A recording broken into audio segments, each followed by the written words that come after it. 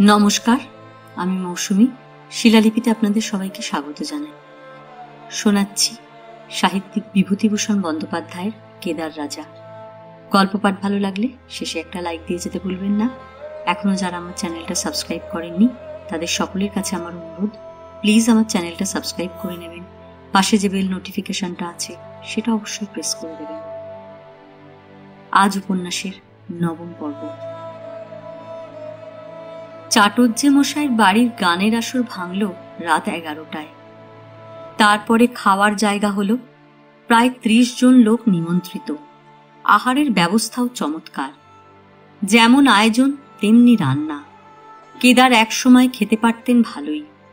আজকাল বয়স হয়েছে, তেমন আর পারেন না। তবু এখনো যা খান তা একজন ওই বয়সের কলকাতার ভদ্রলোকের বিস্ময় ও ঈর্ষার বিষয়।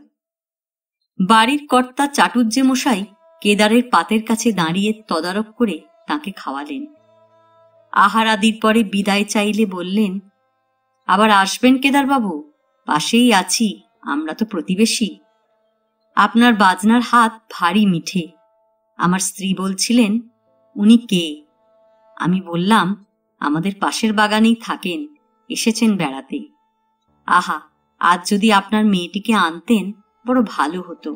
আমার স্ত্রী বলছিলেন, আজ্ঞে হ্যাঁ, তা তো বটেই।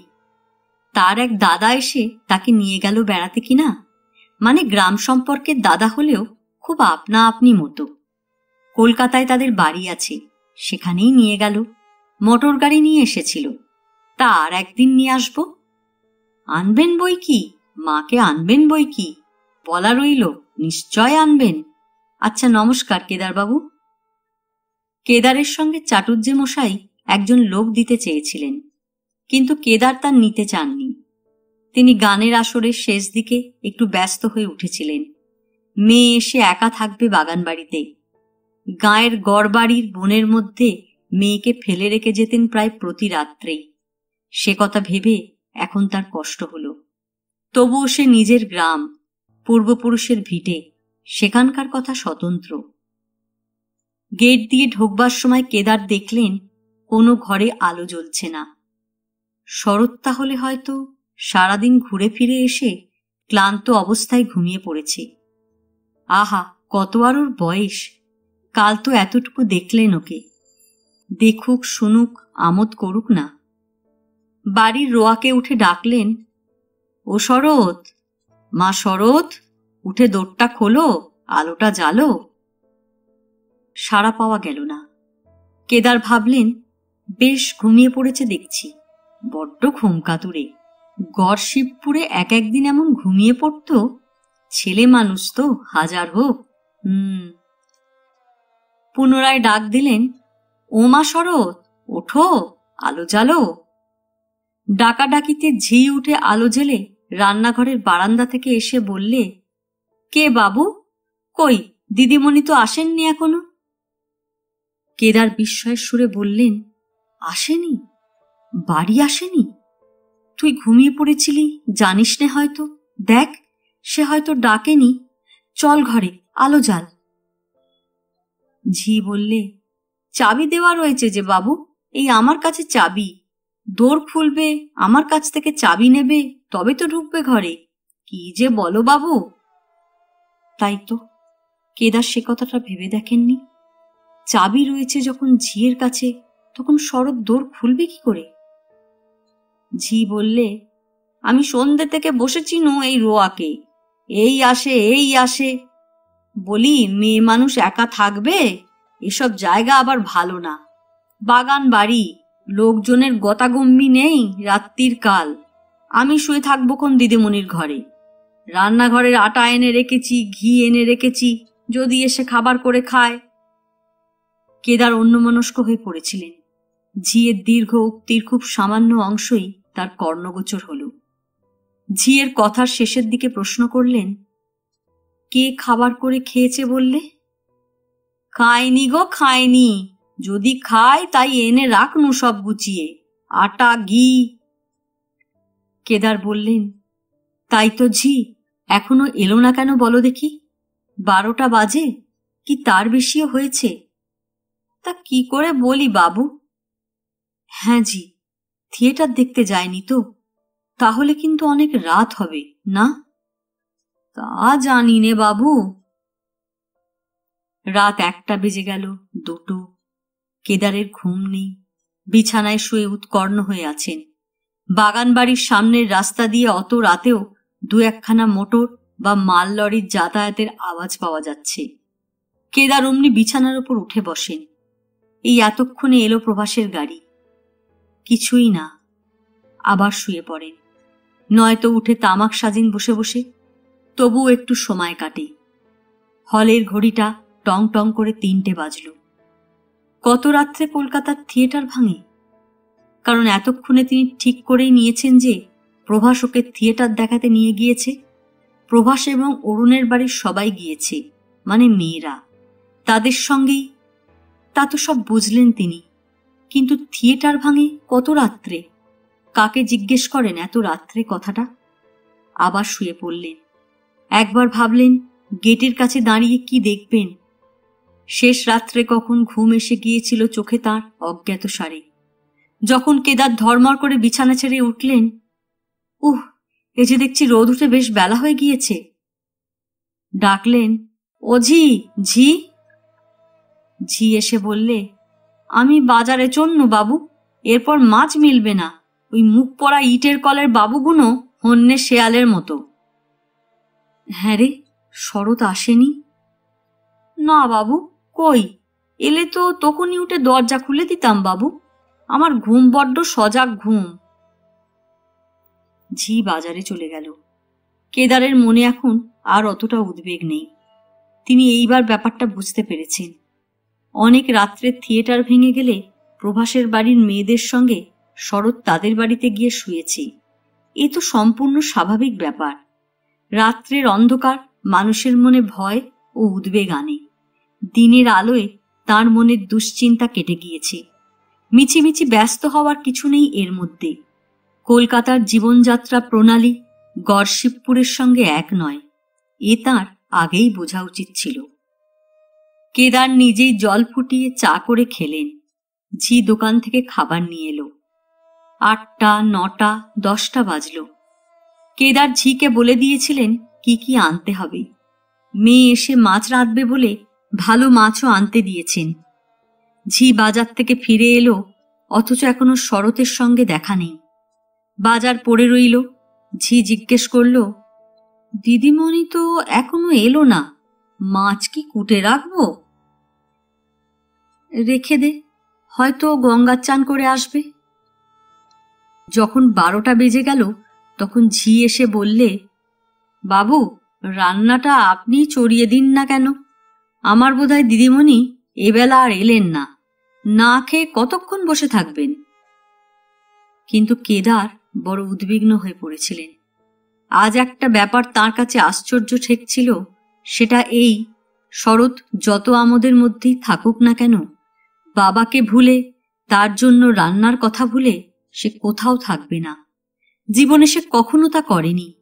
যতই কালীঘাটে যাক আর গঙ্গা স্নানই করুক, বাবার খাওয়া হবে না দুপুরে, এ চিন্তা তাকে বৈকুণ্ঠের দূর থেকেও ফিরিয়ে আনবে। অথচ এ কি রকম হল? মহা মুশকিলে পড়ে গেলেন কেদার। প্রভাসের বাড়ির ঠিকানা জানেন না তিনি যে খোঁজ নেবেন। এমন তো হতে পারে কোনো অসুখ করেছে শরতের। কিন্তু প্রভাসও খবর দিতে এলো না একবার, এই বা কেমন কথা? ঝি এসে দাঁড়ালো আবার ভাত চড়াবার কথাটা বলতে। একটু ইতস্তত করে বলল, বাবু, একটা কথা বলবো, কিছু মনে করনি? দিদিমণি জেনার সঙ্গে গিয়েছেন, তিনি কি রকম দাদা?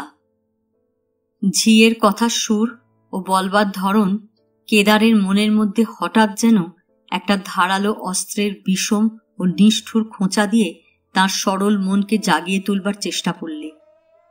তিনি পাংশু মুখে ঝিয়ের দিকে চেয়ে বললেন, কেন মেয়ে, কেন বলো তো? না বাবু, তাই বলছি। বলে জেনার সঙ্গে তিনি গিয়েছেন, তিনি নোক ভালো তো? শহর বাজার জায়গা, এখানে মানুষ সব বদমাইশ কিনা? দিদিমণি সমত্ব মেয়ে, তাই বলছি। তবে আপনি বলছিলে দাদার সঙ্গে গিয়েছে, তবে আর ভয় কি? তা বাবু ভাতটা চড়িয়ে। কেদার রান্না চড়াবেন কি? ঝির কথা শুনে তার কেমন একটা ভয়, সমস্ত শরীর ঝিমঝিম করে উঠল। হাতে পায়ে যেন বল নেই। এসব কথা তার মনেও আসেনি। ঝি নিতান্ত অন্যায় কথা তো বলেনি। প্রভাসকে তিনি কতটুকু জানেন? তার সঙ্গে মেয়েকে যেতে দেওয়া হয়তো তার উচিত হয়নি।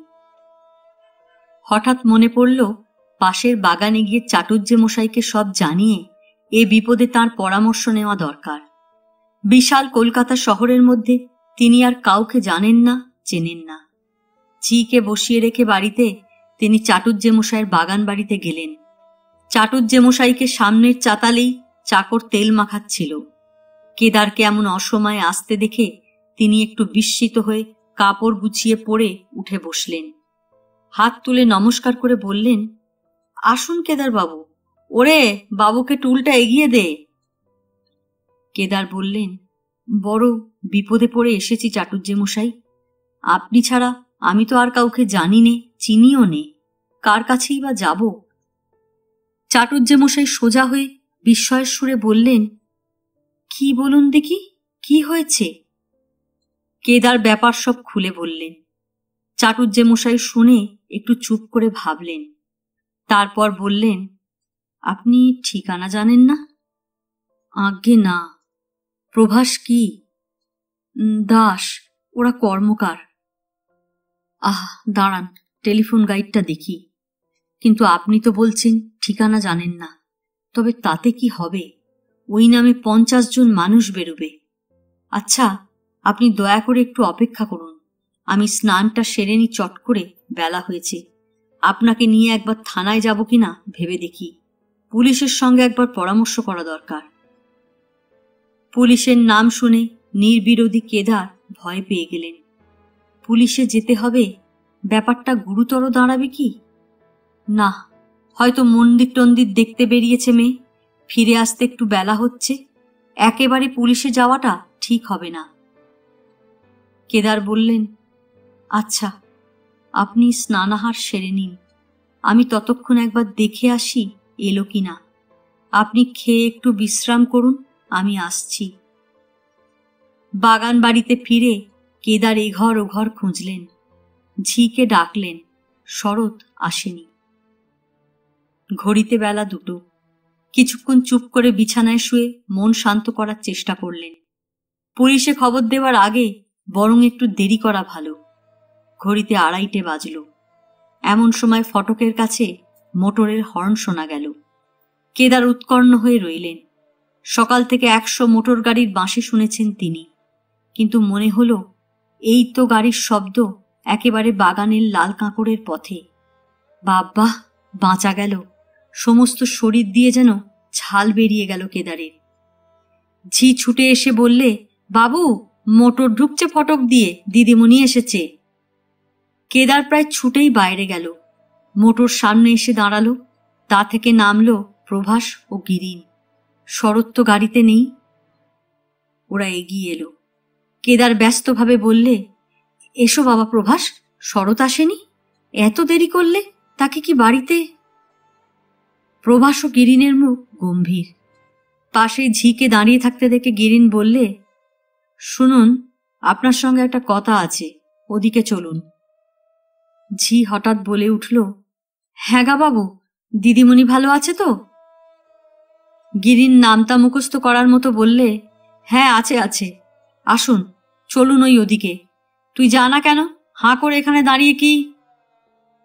ওদের রকম সকম দেখে কেদার উদ্বিগ্ন মুখে প্রশ্ন করলেন, কি কি হয়েছে? শরৎ ভালো আছে তো? প্রভাস বললে, হ্যাঁ ভালো আছে, সেজন্য কিছু নয়, তবে একটা ব্যাপার হয়েছে, তাই আপনার কাছে।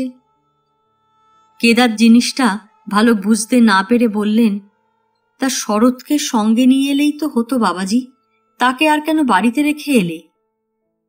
গিরিন বললে, আগে না, তাকে নিয়েই তো ব্যাপার, সেই বলতেই তো। কেদারের প্রাণ উড়ে গেল। শরতের নিশ্চয় অসুখ বিসুখ হয়েছে, এরা গোপন করছে। তাছাড়া আর কি হওয়া সম্ভব? তিনি অধীরভাবে কি একটা বলতে যাচ্ছিলেন। গিরিন এগিয়ে এসে গম্ভীর মুখে বললে, আপনাকে বলতেই তো আমাদের আশা, কিন্তু কি করে যে বলি তাই বুঝতে পারছি নে। আসল কথাটা কি জানেন? আপনার মেয়েকে কাল থেকে পাওয়া যাচ্ছে না, মানে এখন পাওয়া গিয়েছে। তবে? এদের কথাবার্তার গতি কেদার বুঝতে পারলেন না। একবার বলে মেয়েকে পাওয়া যাচ্ছে না, আবার বলে পাওয়া গিয়েছে। গিয়ে যদি থাকে তবে কি তাকে সাংঘাতিক আহত অবস্থায় পাওয়া গিয়েছে? নইলে এরা তারপরে আবার কিন্তু বলে কেন? মুহূর্তের মধ্যে কেদারের মনে এই কথাগুলো খেলে গেল, কিন্তু তার হতবুদ্ধি ওষ্ঠাদার বাক্যে এর রূপ দেওয়ার পূর্বেই গিরিন আবার বললে, হয়েছিল কি জানেন? আপনার মেয়ে, বলো হে প্রভাস। প্রভাস বললে, বলবো কি, আমারও হাত পা আসছে না আপনার সামনে এ কথা বলতে। অরুণের সঙ্গে কাল শরদ্দি কোথায় চলে গিয়েছিল। কাল রাত্রে তারা সারা রাত আসেনি। আজ সকালে, মানে। গিরিন ওর কাছ থেকে কথা লুফে নিয়ে বললে, মানে আমরা কাল সারা রাত খোঁজাখুঁজি করেছি, পাইনি। আপনার কাছেই বা কি বলি, কার কাছেই বা কি বলি? তারপর আজ সকালে একটা কুশ্রেণীর মেয়ের বাড়িতে এদের দুজনকে পাওয়া গিয়েছে। এসব কথা বলতে আমাদের মাথা কাটা যাচ্ছে লজ্জায়। প্রভাস তো বলেছিল আমি কাকাবাবুর কাছে গিয়ে এসব বলতে পারবো না। আমি বললাম, না চলো, বলতেই যখন হবে আমিই বলবো এখন। তিনিও তো ভাববেন। তাইও এলো, নইলেও আসতেই চাইছিল না। কেদার নির্বোধের মতো ওদের মুখের দিকে চেয়ে সব কথা শুনছিলেন, কিন্তু কথাগুলোর অর্থ তাঁর তেমন বোধগম্য হয়নি বোধহয়। কারণ কিছুমাত্র না ভেবেই তিনি প্রশ্ন করলেন, তাকে তোমরা আনলে না কেন? তার অসুখ বিসুখ হয়নি তো? গিরিন হাত নেড়ে একটা হতাশাসূচক ভঙ্গি করে বললে, সে চেষ্টা করতে কি আর আমরা বাকি রেখেছিলাম? আসতে চাইলেন না। কেদার বিস্ময়ের সুরে বললে, আসতে চাইলে না? তবে আর বলছি কি ছাই আপনাকে, আমি আর প্রভাস গিয়ে আজ সকাল থেকে কত খোশামত। তা বললেন আমি যাব না, এখানে বেশ আছি। কুশ্রেণীর দুটো মেয়ে আছে সে বাড়িতে, দিব্যি দেখলুম সাজিয়েছে। আমায় বললেন, দেশে আর সে জঙ্গলে ফিরবার আমার ইচ্ছে নেই, এই বেশ আছি। অরুণ তাকে সুখে রাখবে বলেছে। কলকাতা শহর ফেলে তিনি আর জঙ্গলে ফিরতে চান না। এই গেল আসল কথা। বললেন, আমি সাবালিকা, আমার বয়স হয়েছে, আমি এখন যা খুশি করতে পারি। আমি যাব না। এখন যেমন ব্যাপার বুঝছি অরুণের সঙ্গে ওর, মানে মনের মিল হয়ে গিয়েছে। বয়সও তো এখনো, বুঝলাম যতদূর তাতে। কেদার অধীরভাবে বললেন, আমার কথা বলেছিলে? আগে হ্যাঁ, এই জিজ্ঞেস করুন না প্রভাসকে। সকাল থেকে ঝুলোঝুলি করেছি আমরা, কিছু কি আর বাদ রেখেছি? কাল থেকে কলকাতা শহর তোলপাড় করে বেরিয়েছি। ওদিকে অরুণের সঙ্গে ওখানে গিয়ে উঠেছেন, তা কি করে জানবো? তা আপনার কথা বলতে বললেন, বাবাকে দেশে ফিরে যেতে বলুন, আমার এখন সেখানে যাওয়ার ইচ্ছে নেই। এই জিজ্ঞেস করুন না প্রভাসকে। প্রভাস বিষণ্ণ মুখে বললে, সেসব কথা আর কি বলি, কত রকম করে বোঝালুম, তা ওই এক বুলি মুখে। আমি আর ফিরবো না দেশে, বাবাকে গিয়ে বলগে যাও, আমি এখানে বেশ আছি। এসব কথা কি আপনার কাছে বলবার কথা? লজ্জায় মাথা কাটা যায়। কি করি, বাধ্য হয়ে বলতে হচ্ছে। আমি কি চেষ্টা ত্রুটি করেছি কাকাবাবু? এখন এক উপায় আছে, পুলিশে খবর দেওয়া। আপনার সঙ্গে সেই পরামর্শ করতেই আসা। আপনিও চলুন আমাদের সঙ্গে, জোড়াসাঁকো থানায় গিয়ে পুলিশের কাছে এজাহার করে দেওয়া যাক। গিরিন চিন্তিত মুখে বললে, তাতেই বা কি হবে সেই ভাবছি। ছেলে মানুষ নয়, বয়স হয়েছে 26-27, বিধবা, সে মেয়ে যা খুশি করতে পারে, পুলিশ হস্তক্ষেপ করতে চাইবে না। তার উপরে ওদের মানি বংশ। পুলিশ কেস করতে গেলে এ নিয়ে খবরের কাগজে একটা লেখালেখি হবে, ওদের ছবি বেরোবে, একটা কেলেঙ্কারির কথা। ভালো কথা তো নয়, চারিদিকে ছিচি পড়ে যাবে। এ সবই ভাবছে কি না। পুলিশে খবর দিলেই এখনই প্রথম তো ওর মেয়েকে বেঁধে চালান দেবে। যদি অবশ্যই পুলিশ এ কেস নেয়, তাকেই আসামি করবে। গিরিন ধীরে ধীরে চিত্রপট কেদারের সামনে খুলে ধরলে। নিরীহ কেদার তাতে শিউরে উঠলেন। তাড়াতাড়ি বলে উঠলেন, না না, পুলিশে যাওয়ার দরকার নেই। গিরিন বললেন, না কেন? আমার মনে হয় পুলিশের কাছে একবার যাওয়া উচিত। আমাদের মোটরে আসুন জোড়াসাঁকো থানায়। আপনি গিয়ে এজাহার করুন। আদালতে আপনাকে সব খুলে বলতে হবে। এরপর হয় কেস হোক। আপনার মেয়ে যখন এ পথে গিয়ে পড়েছেন, তখন তারও একটু শিক্ষা হয়ে যাক না। 3টি বছর জেল ঠুকে দেবে এখন। ও অরুণকেও ছাড়বে না, আপনার মেয়েকেও ছাড়বে না। যা হয় হবে। আপনি আসুন আমাদের সঙ্গে জোড়াসাঁকো থানায়। চলুন। কি বলো প্রভাস?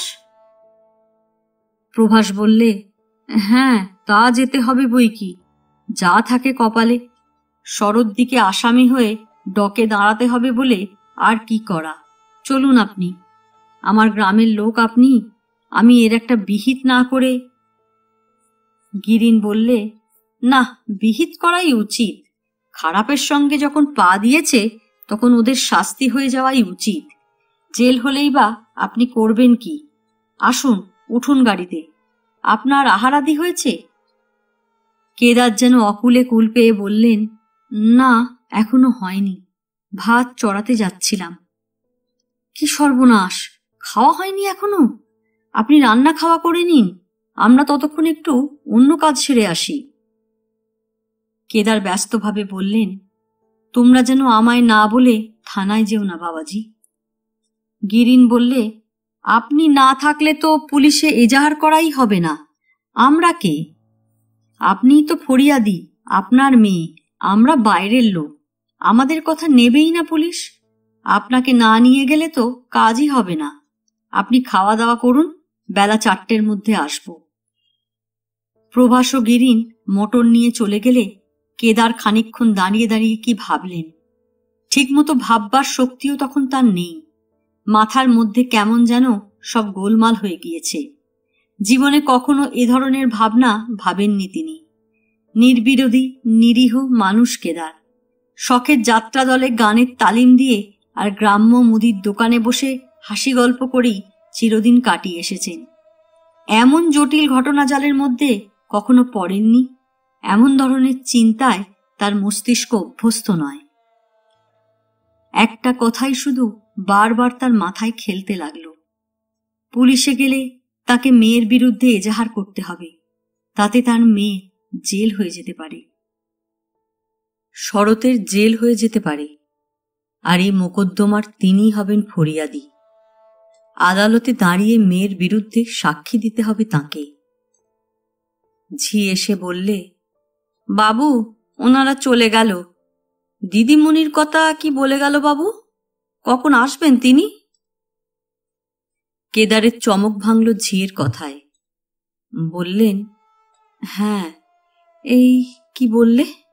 ও, শরৎ। না, তার এখন আসবার দেরি আছে। তা আপনি আজ ভাত চড়াবেন না বাবু? দিদিমণির খবর তো পাওয়া গেল। এখন দুটো ভাতে ভাত যা হয় চড়িয়ে। না মেয়ে, এখন অবেলায় আর ভাত? দুটো চিড়ে এনে দেবে। ও মা, চিড়ে খেয়ে আপনি থাকবেন? তা দেন, পয়সা দেন, নিয়ে আসি। বাগানের পথে দিব্যি বাতাবি লেবু গাছের ছায়া পড়েছে। প্রায় বিকেল হতে চলল।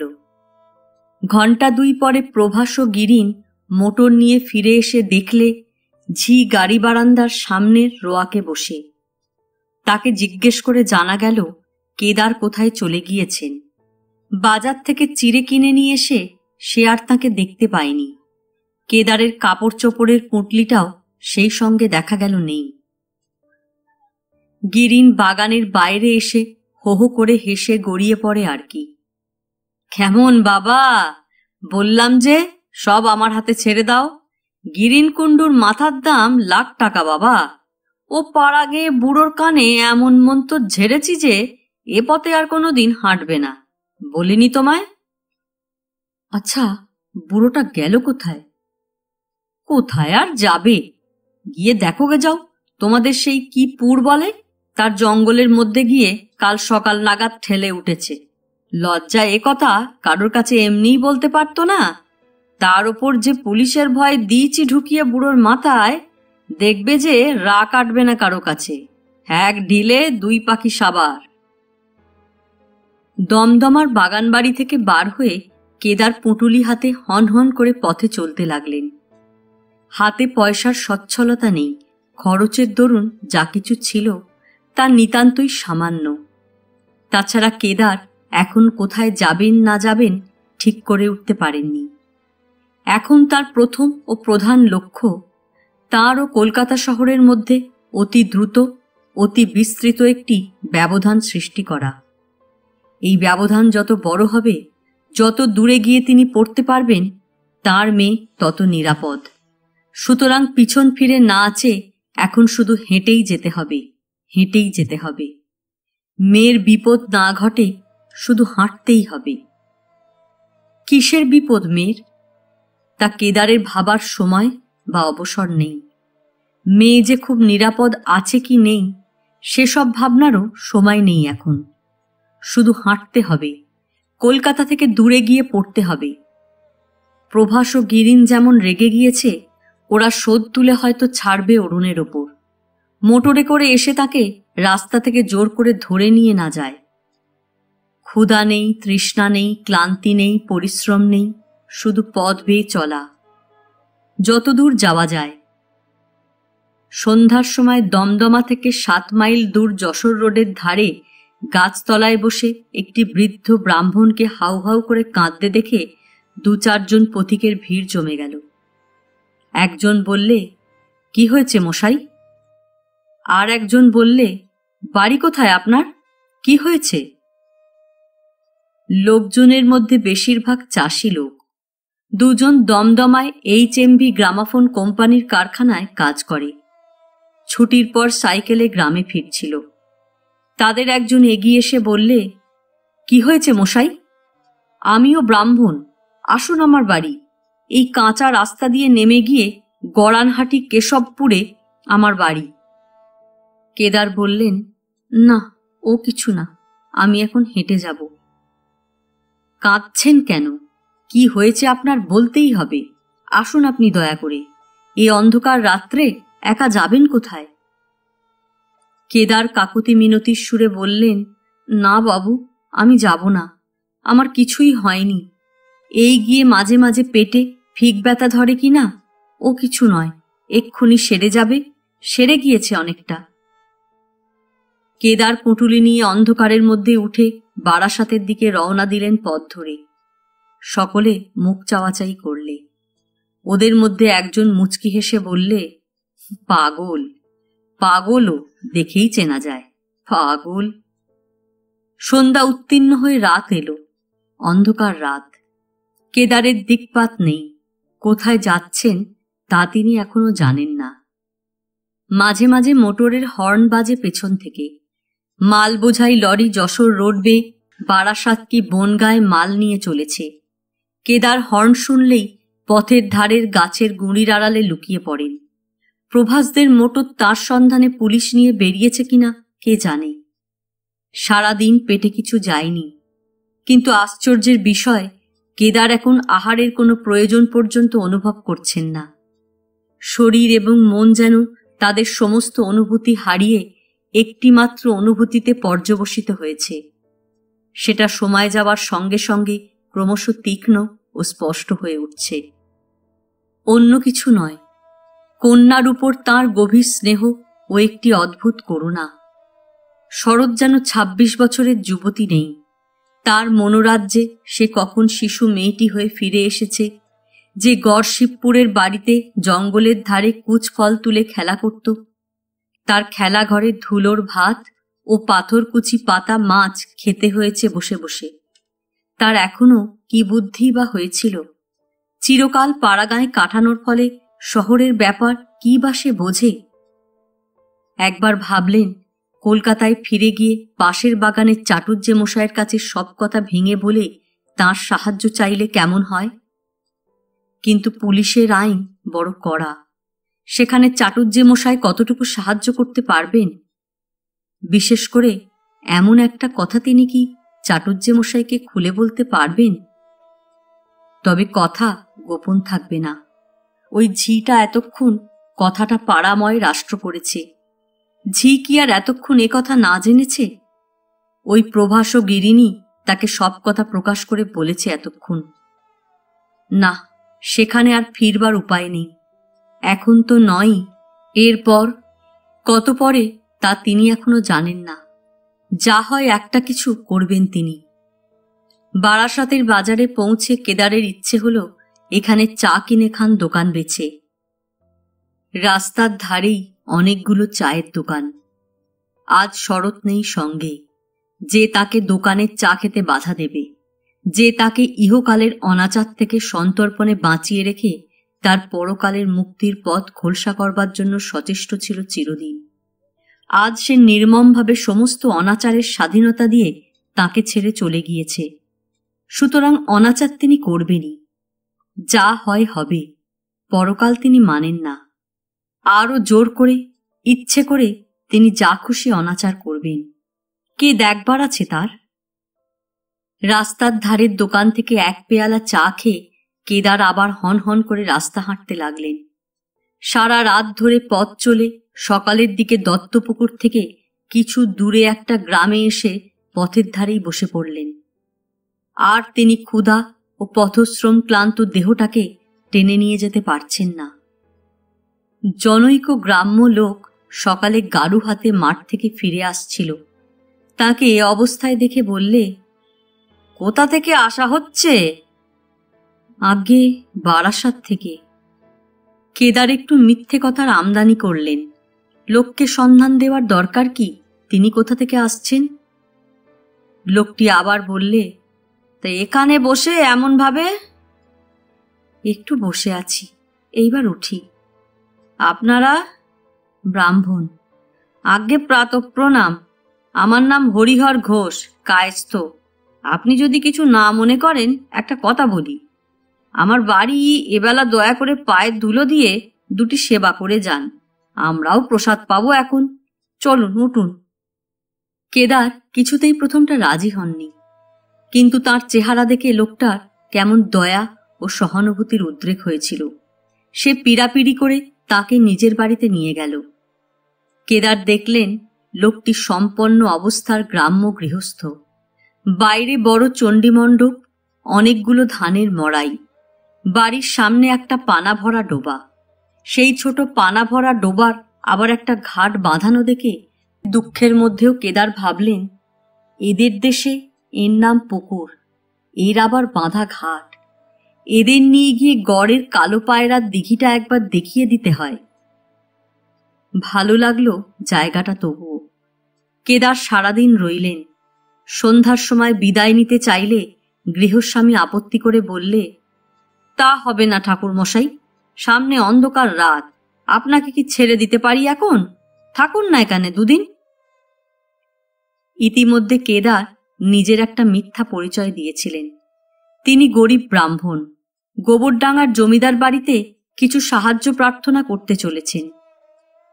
লোকটা তাই বললে, দুদিন থাকুন, দেখি যদি আমাদের এখান থেকে আপনাকে কিছু সাহায্য করতে পারি। আমি দুপুরবেলা দু একজনকে আপনার কথা বলেছি, সকলেই কিছু কিছু দিতে রাজি হয়েছে।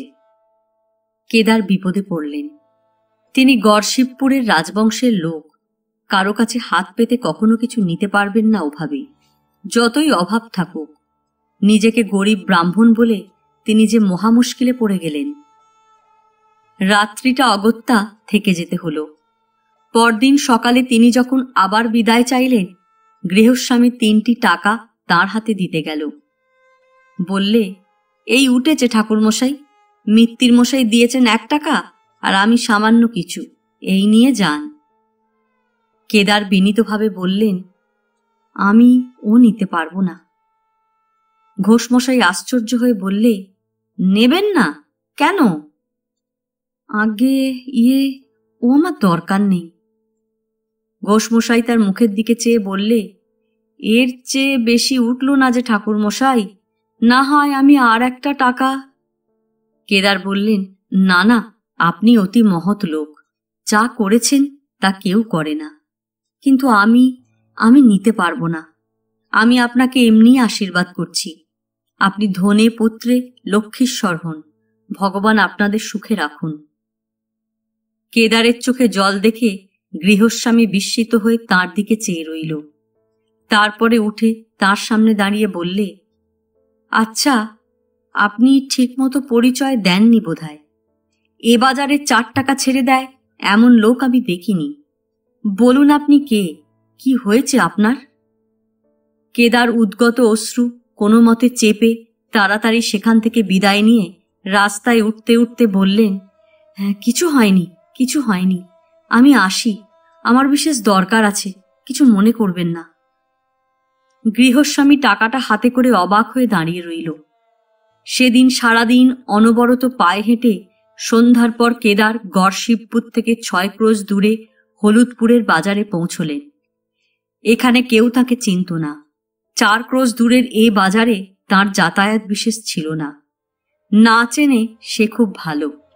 একটা পুকুরের বাঁধা ঘাটের চাতালে এসে বসলেন। এতদূর পর্যন্ত চলে এসেছেন কিসের ঝোঁকে, কিছু বিবেচনা না করেই। এইবার তার মনে প্রশ্ন জাগল, কোথায় যাবেন তিনি? গাঁয়ে ফেরা কি উচিত হবে? মেয়ের কথা লোকে জিজ্ঞেস করলে কি উত্তর দেবেন তিনি? কেদারের উদ্ভ্রান্ত মন এই 2 দিন এসব কথা ভাববার অবকাশ পায়নি। আজ এ পর্যন্তই। উপন্যাসের 10ম পর্ব নিয়ে অন্যদিন আসব। গল্প পাঠ ভালো লাগলে লাইক, শেয়ার, কমেন্টস করতে ভুলবেন না।